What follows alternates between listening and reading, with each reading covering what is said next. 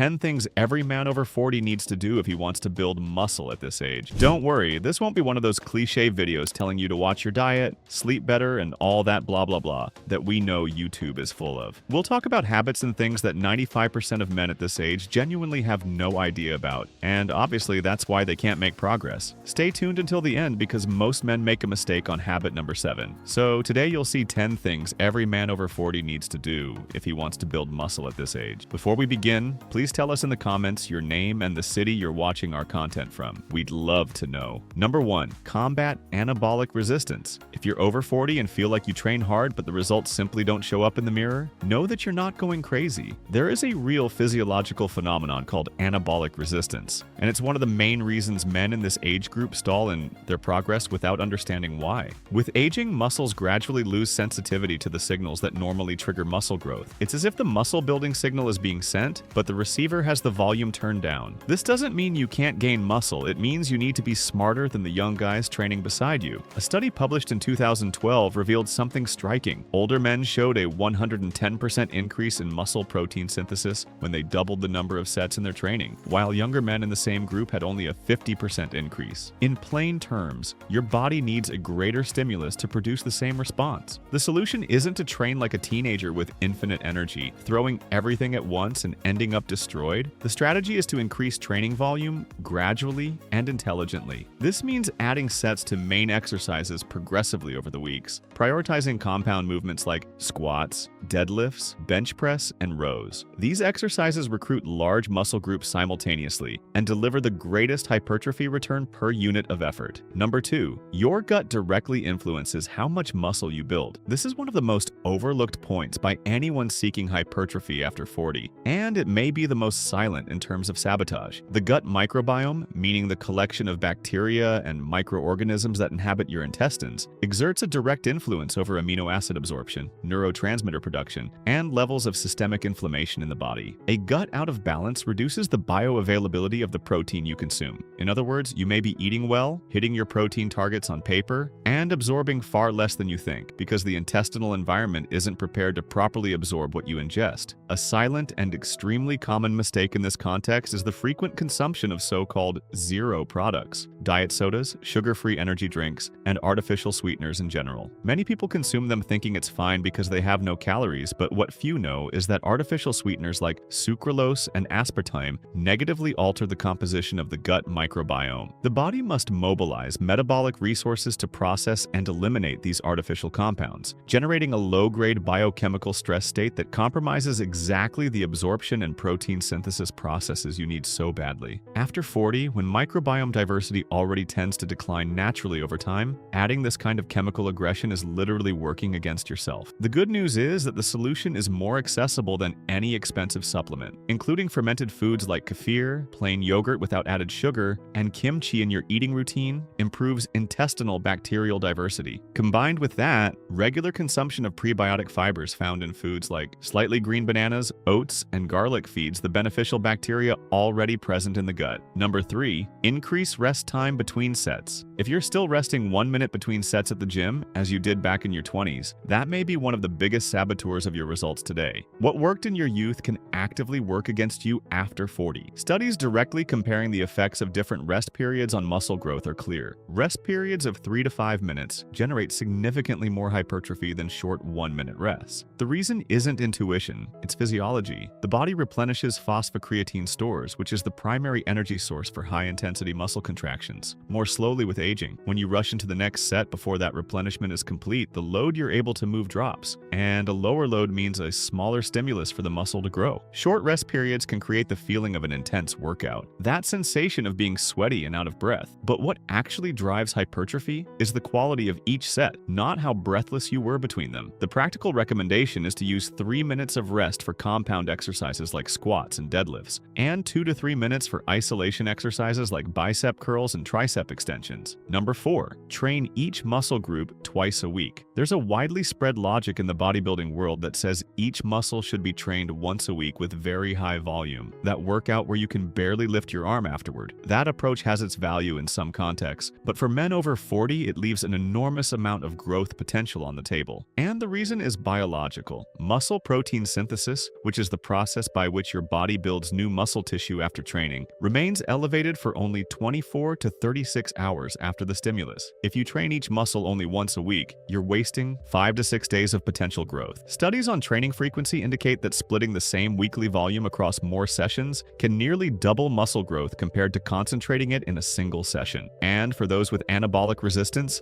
this strategy is even more valuable because each training session represents a new window of anabolic stimulus that would otherwise be lost. Additionally, training with greater frequency improves the technical quality of repetitions, since the body won't be overloaded at the end of an excessively long session. Formats like an ABC split over 6 days or a full body routine 3 times per week are good options for implementing this strategy. The key point here is to redistribute the volume, not necessarily increase it. You don't need to train longer, you need to train more intelligently throughout the week. Number 5, don't waste nighttime protein synthesis. While you sleep, your body is not idle. Far from it. During deep sleep, the largest growth hormone peaks of the day occur, and the body enters an intense mode of tissue repair and construction. This is the period when much of the hypertrophy work, initiated by training, is effectively completed, and most men over 40 simply waste this window by going to bed without providing the proper protein substrate for this process to happen. Consuming around 40 grams of casein or another slow-digesting protein before bed significantly increases muscle protein synthesis throughout the night. Researcher Luc Van Loon conducted studies showing that this habit can increase muscle gains by up to 22% over time. After 40, when the anabolic window is already naturally narrower due to anabolic resistance, using the hours of sleep as an active ally is a huge advantage that the vast majority completely ignores. Casein, found in milk and Greek yogurt, digests slowly and releases amino acids gradually over 6 to 8 hours, fueling the muscles throughout the night. A cup of plain Greek yogurt with a few walnuts before bed already fulfills this role well without complicating your routine. There is no expensive supplement that replaces this simple habit. Ending the day with quality protein is one of the highest return, lowest cost strategies for anyone who wants to grow after 40. Before we continue,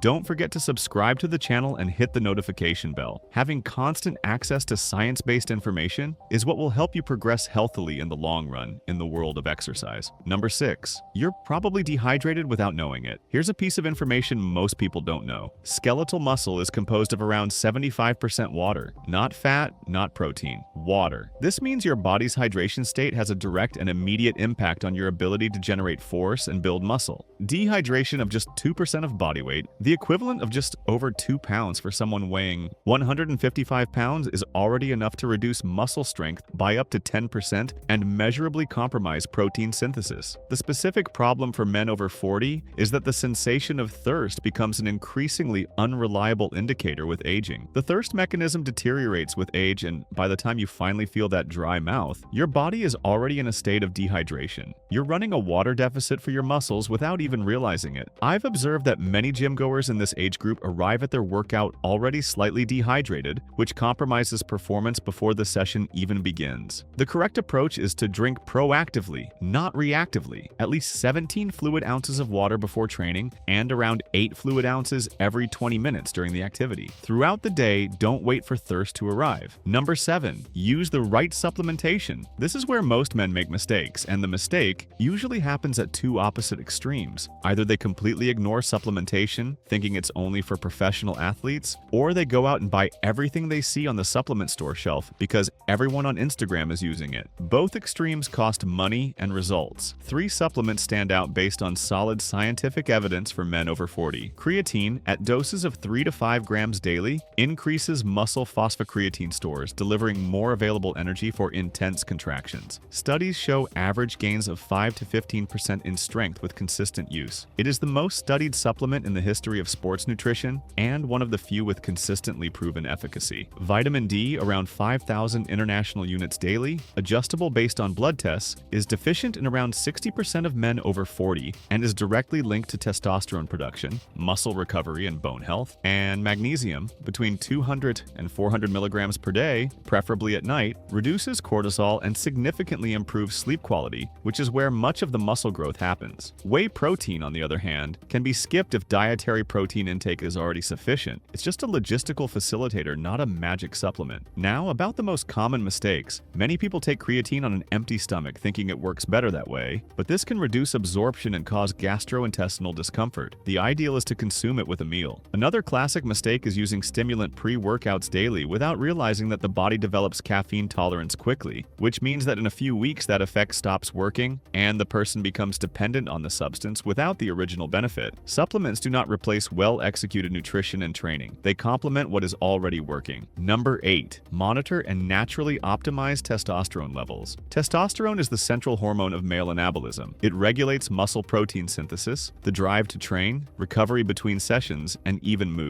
And it is declining. Starting at 30, testosterone levels drop by around 1% per year. That may sound small, but it means that at 40, you could have 10 to 15% less testosterone than you had at 30. This decline has a direct impact on your ability to gain and maintain muscle mass. The first step is to stop guessing and start knowing. Get blood tests to measure your current levels. The range considered normal is between 300 and 1,000 nanograms per deciliter, but there is an enormous difference between being at the lower end and the upper end of that range in terms of how you feel and perform. To optimize naturally, nutrition plays a central role. Diets with less than 20% of total calories coming from fats reduce testosterone production. Since fats are the raw material for hormonal synthesis, prioritize quality fats like avocado, extra virgin olive oil, egg yolks, and fatty fish like sardines and salmon. Sleep is equally fundamental. A study from the University of Chicago demonstrated that sleeping only 5 hours per night for 1 week reduced testosterone levels by 15% in healthy young men. Imagine the impact on someone who already has naturally lower levels after 40. As for miracle supplements promising to double testosterone in 30 days, they simply don't work. The fundamental factors like sleep, nutrition, strength training, and stress management account for around 80% of the hormonal optimization potential. Take care of the basics consistently and the hormones will follow. Number 9. Include mobility training. With aging, joint stiffness progressively increases. Connective tissues lose elasticity,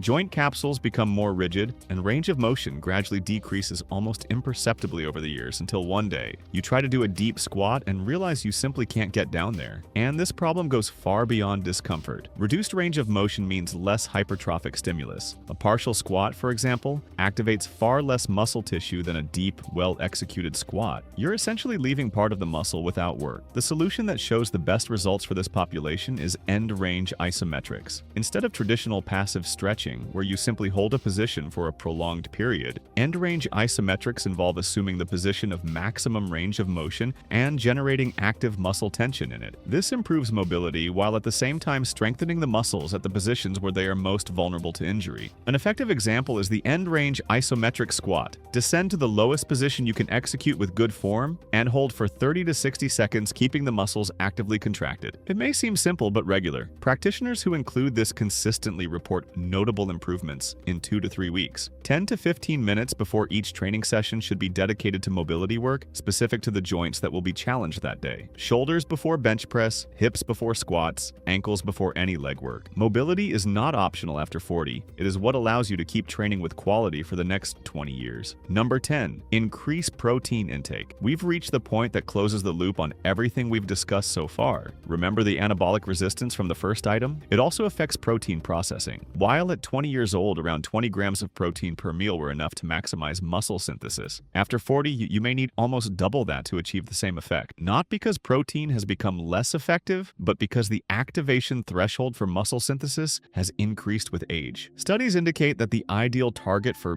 this age group is 30 to 40 grams of protein per meal, distributed across 4 to 5 meals throughout the day, using high-quality sources like lean meats, whole eggs, dairy such as Greek yogurt and cottage cheese, as well as legumes combined with grains for those who prefer plant-based sources. An extremely common mistake is focusing all attention on post-workout protein and neglecting the other meals of the day. Each meal must contain enough protein to surpass the anabolic threshold, not just the post-workout window. Eating 160 grams of protein in a single meal during the day does not have the same effect as distributing that amount across 4 meals. The body cannot utilize all that protein at once in the same way. It's like trying to water a plant by dumping all the water at once instead of distributing it throughout the day. Signs that you're consuming enough protein include better recovery between training sessions, maintenance or gradual improvement in strength, and reduced feelings of excessive muscle fatigue in the days following training. It's worth noting that the increase in protein intake should be accompanied by greater hydration, since protein metabolism generates nitrogenous waste products that need to be eliminated by the kidneys with the help of water. Protein is the brick, hydration is the mortar. Without both together, the construction doesn't happen. If you enjoyed this and want to see our complete guide to building muscle after 40, where we cover the best workout with specific exercises, the diet, how to naturally optimize testosterone, supplementation, and other habits, we've got that guide appearing right now on screen.